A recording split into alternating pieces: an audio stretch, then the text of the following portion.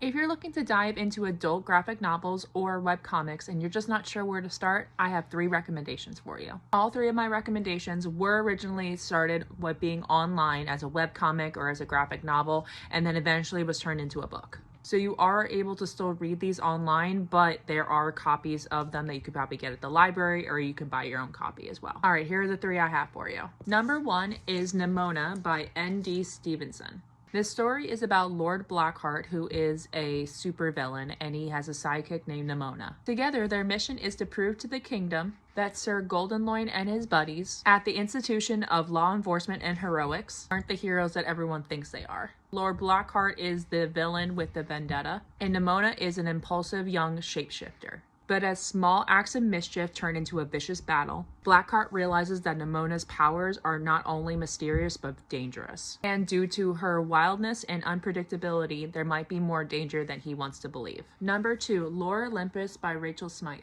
Lore Olympus is a contemporary reimagining of one of mythology's best-known stories. Persephone, the young goddess of spring, is the new to Olympus. Her mother has raised her in the mortal realm, but Persephone promises to train as a sacred virgin. She's then allowed to live in the glamorous world of the gods. When her roommate Artemis takes her to a party, her entire life changes and she ends up meeting Hades. She feels an immediate spark with the charming yet misunderstood god of the underworld. Now Persephone must navigate the politics and relationships that are in Olympus, while also trying to find her own place in this world and understand her own powers. Number 3, Cosmo Knights by Hannah Templer. Cosmo Knights is about our character Pan, who has a very small, ordinary life. She works in her dad's body shop, she goes out dancing, and she watches the sky for fighter ships. It didn't even matter that her best friend Tara was a princess, until one day where it very much did matter, and Pan had to say goodbye forever to her friend. Years later, a pair of off-world gladiators show up at her doorstep. She finds out that life might not be as small as she thought it was.